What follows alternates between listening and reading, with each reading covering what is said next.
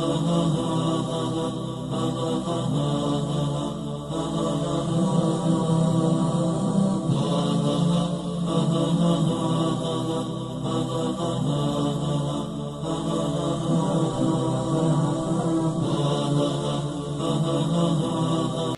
बिल्लाहि समील अलीम मिनश्शैतानिर रजीम बिस्मिल्लाहिर्रहमानिर्रहीम अल्हम्दुलिल्लाहि रब्बिल आलमीन वस्सलातु वस्सलामु अला सय्यिदिल अंबिया वल मुरसलीन सय्यिदिना व नबिय्यिना व शफ़ीइल मुज़्निबीन अबिल क़ासिम मुहम्मद अल्लाहुम्मा सल्लि अला मुहम्मद व आलि मुहम्मद व अहलि बैतिहि अत्तय्यबीन अत्ताहिरीन अल-मासूमीन अम्मा बअदु फ़क़द क़ाल अल्लाहु सुब्हानहु तबारक व तआला फ़ी किताबिहिल मुबीन व हुवा अस्दक़ुस सादिक़ीन व इन्नका अला ख़ुलुक़िन अज़ीम सदक़ल्लाहुल अलीयुल अज़ीम। मशहूर और मारूफ़ आय करीमा है कि जिसमें ऐलान क़ुदरत हो रहा है कि रसूल हमने आपको अज़ीम अख़लाक़ के दर्जे पर फ़ाइज़ किया है, आपका अख़लाक़ अज़ीम है। और ये खालिक़ अज़ीम की तरफ से सनद दी जा रही है कि रसूलुल्लाह का अख़लाक़ अज़ीम है। उलमाए किराम ने फरमाया है और तशरीह व तवज़ीह की है कि दो तरह की सिफ़तें होती हैं और दो तरह के कमालात होते हैं। एक वो कमालात हैं कि जो इंसान को पैदाइशी तौर के ऊपर अता होते हैं अल्लाह की तरफ से, उनको खल्क़ी सिफ़ात कहा जाता है।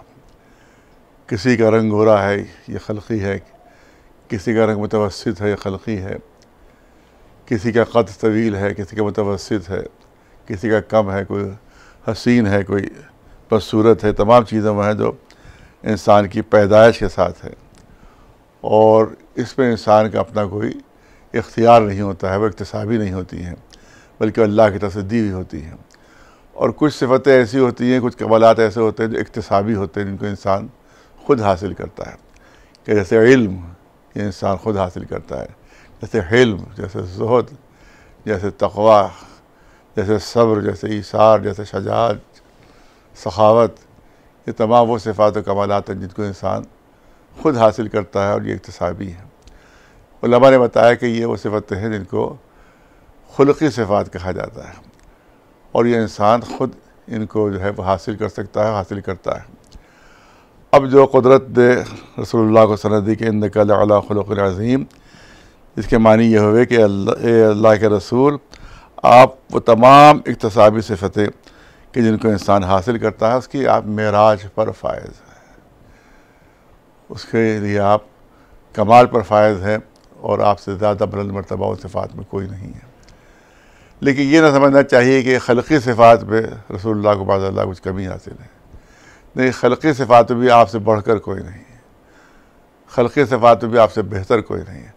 आपका ज़ाहिरी हुस्न भी इतना ज़्यादा था कि जिसके सामने हुस्न यूसुफ़ी मान था और उसके लिए बहुत से वाक़यात भी दर्ज हैं कि इब्तिदाए बेसत में जब तक सूरतन लोग बहुत कम जानते थे रसूलुल्लाह को, हुज़ूर तशरीफ़ ला रहे थे बाहर से मदीना मुनव्वरा में और मदीना मुनव्वरा की सरहद पर कुछ बाहर से आए हुए दुकानदार थे जो सामान फ़रोख्त कर रहे थे। रसूलुल्लाह की दुकान के ऊपर रुक गए और वहाँ से सामान मुंतख़ब करना शुरू किया। बहुत सा सामान आपने मुंतख़ब फरमाया और दुकानदार से कहा कि ये मैं सामान ख़रीद रहा हूँ, इसको तुम मेरे साथ कर दो, लेकिन इस वक्त मेरे पास इसकी रक़म नहीं है, लिहाजा मैं वो रक़म जो है वो मैं अपने घर से भिजवा दूँगा। पूरा सामान बांध दिया गया, रसूलुल्लाह के साथ हो गया। वो रसूलुल्लाह अपने साथ लेकर गए, दुकानदार ने सारा सामान दे दिया। आसपास के लोगों ने उस दुकानदार से पूछा कि क्या तुम इनको पहचानते हो कि जिनको तुमने सामान दिया है? उसने कहा मैं तो नहीं पहचानता इनको। नाम वाकिफ़ का, नाम से भी नहीं वाकिफ़। किस महल्ले में रहते? क्या महल्ले से भी नहीं वाकिफ़, मैं तो जानता नहीं। क्या फिर तुमने इतना सामान कैसे दे दिया? कहा मैं तो मैं सूरत देखता जा रहा था और सामान देता जा रहा था, मुझे होश ही नहीं रहा कि मैं कुछ सवाल कर सकूँ उससे। और पास ही में एक जो बूढ़ी खातून बैठी हुई थी उसने कहा कि इतने हसीन चेहरे वाले बेईमान नहीं हो सकते, तुम्हारा सारा माल जो है वो एक ऐसे हाथ में गया है कि जहाँ से तुमको पूरी कीमत मिल जाएगी, और थोड़ी देर बाद पूरी कीमत रसूलुल्लाह ने भिजवा दी। इसका मतलब है कि हुस्न खुल्क में भी मेराज पर थे और हुस्न खल्क में भी रसूलुल्लाह मेराज पर फायज थे। अल्लाहुम्मा सल्लि अला मुहम्मद व आले मुहम्मद। और इस्लाम जो भी फैला है वो आपके अखलाक के तौर पर फैला है और आपके किरदार के तौर पर फैला है। सबसे ज़्यादा दुश्मन जो है इस वक्त, आज भी सबसे ज़्यादा दुश्मन यहूदी है। आज भी उनकी दुश्मनी जो है वो आलम आश्कारा है। लेकिन तारीख़ में वाक़या दर्ज है कि एक यहूदी रसूलुल्लाह की खिदमत में आया और कुछ खुरमे लेकर आया, कुछ खजूरें लेकर आया और कहा कि मैं आपके लिए बतौर तोहफ़ा लेकर आया हूँ और मैं चाहता हूँ कि आप मेरे सामने खाएँ। उसने सोचा कि ऐसा ना हो कि मैं दे तो दूँ मगर बाद में फेंक दे, मुसलमानों के रसूल के यहूदी के लाया हुआ है, मैं क्यों खाऊँ। क्या मैं चाहता हूँ कि आप मेरे सामने नौश फरमाएँ से।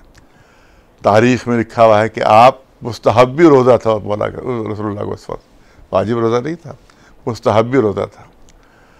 लोग मुसलमान हैरत से देख रहे थे कि रसूलुल्लाह रोज़े से है और ये यहूदी इसरार कर रहा है कि आप मेरे सामने खाएं। लोगों ने देखा रसूलुल्लाह ने हाथ बढ़ाया, खुरमा उठाया, खजूर उठाई, अपने दहन में रखा और नौश फरमा लिया। वो खुरमा नौश फरमा लिया। जब वो यहूदी चला गया तो मुसलमानों ने हैरत से कहा, जो आसपास असहाब थे, ये अल्लाह के रसूल, मुस्तहब्बी रोज़ा था मगर था तो रोज़ा, आप तो रोज़ा तोड़ दिया। अब जुमला सुनिए तारीख, ये उसके लिए जुमला है कि जिनकी दुश्मनी आगाज़ तक आलम आश्कारा है। आपने फरमाया कि मैं अपना रोज़ा तोड़ सकता था, मैं उस यहूदी का दिल नहीं तोड़ सकता था। इससे आप अंदाज़ा फरमाया कि अखलाक के कितने बुलंद दर्जे पर हुजूर फायज थे। और यही सिफ़ात व कमालात हैं जो अहले बैत पे मुंतकिल हुए, और रसूलुल्लाह के जो अहले बैत अलैहिस्सलाम हैं वही सिफ़ात व कमालात के हामिल थे, वारिस थे। और आपने दुनिया को दिखाया कि हकीकी वारिस कमालात रसूलुल्लाह कौन है। और इसमें जो सबसे ज़्यादा नाम आता है अखलाक के सिलसिले में और हिल्म के सिलसिले में, वो बड़े शहज़ादे इमाम हसन अलैहिस्सलाम का आता है कि जिसकी शब विलादत के सिलसिले में ये तकरीर है, और उन्हीं का तज़किरा करना है कि आपका अखलाक वही था जो रसूलुल्लाह का अखलाक था, आपका हिल्म वही था जो रसूलुल्लाह का हिल्म था, आपकी रफ्तार और गुफ्तार वही थी जो रसूलुल्लाह की रफ्तार और गुफ्तार थी। यही वजह है कि बहुत से वाक़यात इमाम के सिलसिले में भी हैं, लेकिन मैं सिर्फ एक वाक़या आपके सामने पेश करना चाहता हूँ, बहुत मशहूर है। ज़ाहिर है कि इमाम हसन से दुश्मनी थी, पूरे अहले बैत से दुश्मनी थी, और बनी उमैया का प्रोपेगेंडा था। वो बनी उमैया का प्रोपेगेंडा इतना जहरीला प्रोपेगेंडा था उस ज़माने में, उनकी तबलीगात इतनी जहरीली थी कि मौला अली के लिए पता नहीं क्या क्या उन्होंने मशहूर किया था, अहले बैत अलैहिस्सलाम के लिए पता नहीं क्या क्या मशहूर किया था। तो ज़बान में दम नहीं कि तमाम चीज़ें पेश की जा सकें जो गलत सलत प्रोपेगेंडा और जहरीला प्रोपेगेंडा वो अहले बैत अलैहिस्सलाम के ख़िलाफ़ करते थे, मौला अली के ख़िलाफ़, इमाम हसन के ख़िलाफ़ भी था। तो एक शाम से आया और शख्स, एक बनी उमैया का, वो मदीने आया हुआ था किसी काम से। वो बाज़ार में कोई ख़रीदारी कर रहा था कि इमाम हसन अलैहिस्सलाम अपने असहाब के साथ गुज़रे। उसकी नज़र जो पड़ी तो उससे दुकानदार से पूछा कि ये बताइए ये शख्स कौन है जो जा रहे हैं। क्या तुम नहीं जानते? कहा नहीं मैं नहीं जानते। अरे कहा ये दमासे रसूल हसन अलैहिस्सलाम है। अच्छा यही हसन है? अच्छा यही हसन है। अब उसके जहन में तो वही जहर था कि जो बनी उमैया ने घोल दिया था उसकी जहनीत में। फ़ौरन सामने पहुँचा और बुरा भला कहना शुरू किया इमाम हसन को, ये हसन तुम्हें तो ये ऐब है, ये हसन तुम्हें तो ये बुराई है, ये हसन तुम्हें तो माज़ल्लाह इस तरह की ख़राबियाँ हैं। इमाम हसन इत्मीनान से सुनते रहे। असहाब जो साथ में थे सबने तलवार के कब्ज़े पर हाथ रखा, कहा आका इशारा कीजिए भी इसको टुकड़े टुकड़े कर दे। इतनी बदतहज़ीबी, इतनी बद अखलाक़ी, इतनी ज़्यादा आपको ज़्यादा बुरा भला कह रहा है। इमाम ने इरशाद फरमाया कि जब मैं सब्र कर रहा हूँ तुम भी सब्र करो। जो पूरी तरह से दिल भर के वो गालियाँ दे चुका, बुरा भला कह चुका, तो इमाम हसन आगे बढ़ते हैं, उसके शाने पर हाथ रख कर कहते हैं तुझे जो कहना था वो तू कह चुका? कहाँ, जो मुझे कहना था मैंने कह दिया। कहा लगता है कि तू बहुत थका हुआ है, लगता है दूर से सफ़र करके आया, तू थका हुआ है, चल मेरे साथ घर चल। जाके मेरे घर पर आराम कर, लगता है तूने खाना भी नहीं खाया है, मेरा दस्तरखान हाजिर है, तमाम नेमतें उस दस्तरखान पर लगी हुई है, चल और दस्तरखान पर जो नेमत तू चाह तो इस्तेमाल कर सकता है। और लगता है कि तू कुछ परेशान हाल भी है, ले ये एक दिरहम है कि तू अपने पास रख, तेरे खर्च के काम आएंगे, और तेरे पास सवारी भी नहीं है, ले मेरी सवारी हाजिर है, तू ये सवारी ले और इस पर सवार हो ताकि तू आराम से सफ़र कर सके, और अगर कोई तेरा दुश्मन है तो मुझे बता देना, मैं तेरी हिफाजत करूँगा। ये सुनना था, वो कांप गया, थर्रा गया, सख्ते में आ गया। उसके बाद हाथ जोड़कर कहने लगा कि फर्जंदे रसूल, मैंने जितनी बुराइयाँ अब तक बयान की थी, मैं कसम खाकर कहता हूँ कि आप में कोई बुराई नहीं, सारी बुराइयाँ खुद मुझ में हैं जो मैंने बनाई है। और आज से पहले, थोड़ी देर पहले, मुझसे बड़ा कोई दुश्मन नहीं था आपका, और अब इस लम्हे के बाद से मुझसे बड़ा आपका कोई चाहने वाला नहीं है, आपसे मुझसे ज़्यादा मोहब्बत करने वाला नहीं होगा। उसके बाद इमाम हसन के रकाब में रहा, वो इमाम हसन के साथ उसने जान दे दी अपनी, इमाम हसन की हिफाजत में। तो ये है अखलाक और ये है किरदार कि जो अहले बैत के ज़रिए से दुनिया में फैला है। मशहूर वाक़या है कि अमीर शाम आता है मदीने मुनव्वरा में, और उसने, ज़ाहिर है कि उसके पास दौलत भरी हुई थी, उसने बांटना शुरू किया, इसको बांटा, उसको बांटा, उसको बांटा, उसको बांटा। इमाम हसन नहीं तशरीफ़ ला रहे हैं, नहीं तशरीफ़ ला रहे हैं, नहीं आ रहे हैं। आखिर में उसने कहलवाया, ये हसन, आप मुझसे मिलने नहीं आ रहे हैं, मैं समझ गया कि आप क्यों मुझसे मिलने नहीं आ रहे हैं। आप इसलिए मुझसे मिलने नहीं आ रहे हैं ताकि जब मेरा पूरा ख़ज़ाना ख़त्म हो जाए तब आप मेरे पास आएँ और मेरे पास आपके पास देने के लिए कुछ ना रहे, और मेरी बेइज्जती हो जाए, मेरी तज़लील हो जाए, मेरी तहक़ीर हो जाए। आप तशरीफ़ लाइए। इमाम हसन उसके असरार पर आते हैं। अमीर शाम ने हुक्म दिया कि जितना पूरे मदीने में अब तक मुझने बांटा है उससे दुगना लाकर यहाँ पर जमा कर दो। सोने चांदी का ढेर वहाँ के ऊपर लग गया, और उसका कहा कि फर्जंदे रसूल, ये आपकी खिदमत में है, ये आपके लिए है। इमाम हसन खामोश रहते हैं, और उसके बाद इमाम हसन उठ कर जाने लगे तो अमीर शाम का ग़ुलाम आगे बढ़ता है और मौला की जूतियाँ सीधी कर देता है, मौला की जूतियाँ सीधी कर देता है। जैसे उसने मौला इमाम हसन की जूतियाँ सीधी की, इमाम ने इशारा फरमाया, तूने मेरी जूतियाँ सीधी की है, इसके तो फैर में तेरा खज़ाना, ये पूरा खज़ाना तेरा है। गोया इमाम हसन ने फरमा दिया कि तेरी सारी दौलत मेरी निगाहों में मेरी जूतियों से भी कमतर है, और देखो हमारी तरफ से उसको सिला मिलता है जो हमारी खिदमत करता है और जो हमसे मोहब्बत करता है। ये है अंदाज़ ज़िंदगी अहले बैत का, ये अंदाज़ ज़िंदगी इमाम हसन अलैहिस्सलाम का। इसी तरह से और बहुत से वाक़यात मिलते हैं। एक मरतबा बचपने का वाक़या है, बहुत बचपना था, हुज़ूर सरवर कायनात मोहम्मद मुस्तफ़ा सल्लल्लाहु अलैहि वसल्लम, उस वक्त की ज़ाहिर ज़िंदगी थी। आप खुतबा दे रहे थे कि तमाम असहाब किराम जमा थे कि एक बहुत ही नूरानी शख्सियत मस्जिद के अंदर दाखिल हुई, और उसके बाद आकर उस नूरानी शख्सियत ने रसूलुल्लाह से कहा, ये अल्लाह के रसूल, मुझे आपसे कुछ सवाल करना है, कुछ आपसे बात करना है। इमाम हसन अलैहिस्सलाम पहलू में मौजूद थे, कमसिनी का आलम था, मुश्किल से 6 बरस का सिन रहा होगा। रसूलुल्लाह ने फरमाया कि आपको जो कुछ पूछना है मुझसे मेरे नवासे से पूछ लीजिए, जो कुछ पूछना है मेरे नवासे से पूछ लीजिए। वो बच्चे की उंगली पकड़े हुए मस्जिद के गोशे में जाते हैं और सवाल जवाब होता रहता है वहाँ के ऊपर। वो ज़ानो अदब तय करके इमाम हसन के सामने बैठते हैं बुज़ुर्ग।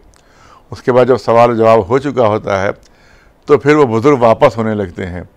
तो रसूलुल्लाह ने वहाँ मिंबरी से पूछा कि ज़रा ये बताइए कि आप मेरे नवासे के जवाबात से मुतमईन हैं?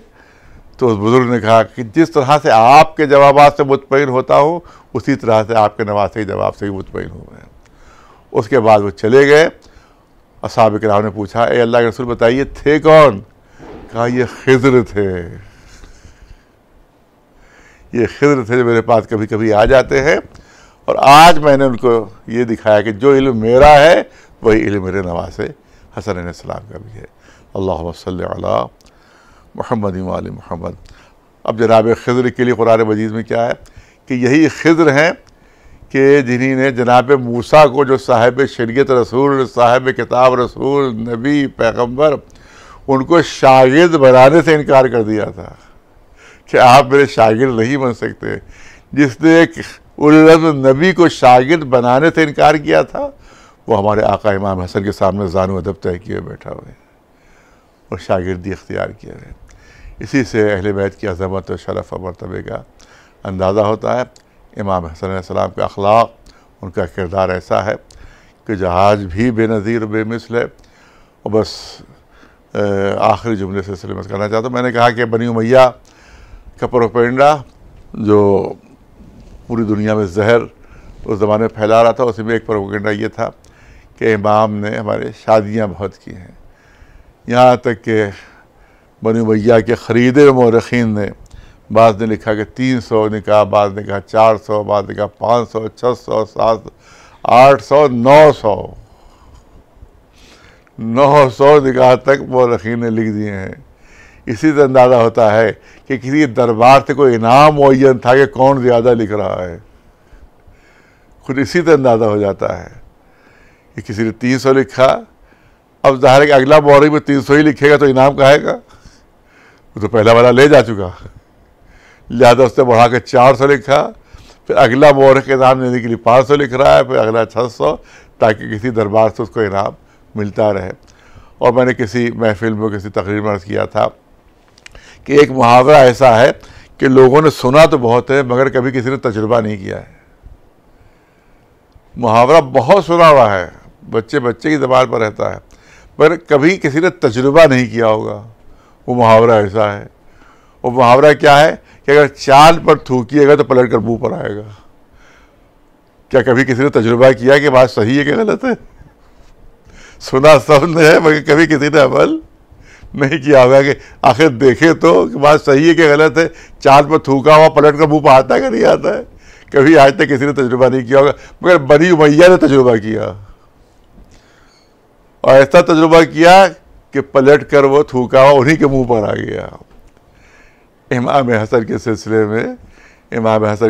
में उन्हीं ने प्रोपेगेंडा किया कि 300 शादियाँ, 400, 500, 600, 800, 900। ज़ाहिर सभी जानते हैं कि एक वक्त में 4 से ज़्यादा बीवियाँ नहीं हो सकती, और अगर 4 बीवियों से 5वीं बीवी से निकाह करना है तो उसके लिए आपको एक बीवी को तलाक देना होगा, और तलाक देने के फ़ौरन बाद निकाह नहीं हो सकता, क्योंकि वो बीवी 3 महीने तक ज़ौजा के हुक्म में होती है, तभी बगैर निकाह के रुजू हो जाता है। क्योंकि ज़ौजा के हुक्म होती है, नाना नफ़क़ा उसके ऊपर होता है, शौहर के ऊपर हुक्म ज़ौजा में होती है। 3 महीने तक वो उससे रुजू कर सकता है। लिहाजा जब 3 महीने गुजर जाएंगे तभी वो 5वां निकाह करेगा वो। और अगर 6ठा निकाह करना है तो फिर एक बीवी को तलाक दे, फिर 3 महीने इंतज़ार करे, फिर उसके बाद फिर 6ठा निकाह करे। तो इसका मतलब है कि हर शादी के लिए उसको 3 महीने इंतज़ार करना पड़ेगा कि इद्दत का, जो बीवी इद्दत में है, तलाक की इद्दत वो ख़त्म हो जाए तब। तो अगर किसी को 300 शादियाँ करना हो तो ज़रा हिसाब लगाइए कि 3-3 महीने अगर जोड़े जाए तो कितने हुए, तो तकरीबन 70 साल लग जाएंगे इसमें, 300 शादियाँ करने में 70 साल। और मौला की कुल उम्र 48 साल थी, और आपने जो पहला निकाह किया है वो 21 बरस की सिन में किया है, तो और मुद्दत कम हो गई। तो इसका मतलब ये है कि इमाम के ऊपर ऐब लगाना चाहा, बजाय ऐब लगाने के उल्टा अपनी जहालत को दुनिया के ऊपर साबित कर दिया। यानी चांद पर थूकना चाहा था, पलटकर खुद चेहरे के ऊपर आ गया। तो ये आज भी जो बातिल है उसका काम यही होता है कि गलत प्रोपेगेंडा करता है। आज भी आप देखें, इस्लाम के ख़िलाफ़, दीन के ख़िलाफ़, शीयत के ख़िलाफ़, बराजी के ख़िलाफ़, और जो भी हक़ के लिए आवाज़ बुलंद करता है उसके ख़िलाफ़ इसी तरह के झूठे प्रोपेगेंडे होते हैं। और उसके बाद आखिर में दुनिया के ऊपर हकीकत खुलकर सामने आ जाती है, और लोग कहते हैं अरे साहब बड़ी हिकमत का ऐलान था और बड़ी बसीरत का ऐलान था। अल्लाहुम्मा सल्ली अला मुहम्मद व। तो हम मुबारकबाद देते हैं तमाम मौला के चाहने वालों को कि शब बहुत बहुत मुबारक हो, बहुत मसूद हो। और हम दुआ मांगते हैं बारगाह इलाहिया में पालने वाले इमाम हसन अलैहिस्सलाम के तुफ़ैल में हमारे गुनाहों को माफ़ फरमा दे, हमें नेक अमाल की तौफीक़ात इनायत फरमा दे। हमें जो मरीज़ होने शिफा इनायत हो जाए, जो मक़रूज़ हैं उनका क़र्ज़ अदा हो जाए, जो बे औलाद हैं उनको औलाद की नेमत से नवाज़ दे। पूरी दुनिया में मुसलमान जहाँ जहाँ सब महफूज़ मामूर रहे। ख़ुसूसियत है जो दोस्तदारान मोहम्मद व आले मोहम्मद अलैहिस्सलाम उनकी जान व माल व इज़्ज़त व आबरू महफूज़ मामूर रहे। दुनिया से दहशत गर्दों का ख़ात्मा हो जाए, वो हुकूमतें नीज़ व नाबूद हो जाए तो दहशत गर्दों की सरपरस्ती कर रही हैं। रहबर इन्क़िलाब इस्लामी ईरान की हिफाजत फरमा। तमाम वहाँ जितने भी मराजे और उलमाए हक़ हैं उन सब की हिफाजत फरमा। पालने वाले परचम इस्लाम सरबुलंद रहे, परचम कुफ्र और निफाक़ सरनगू रहे। हमारे आखिरी इमाम के ज़ुहूर में ताजील फरमा और हमको उनके ग़ुलामों व जानिसारों में शुमार फरमा।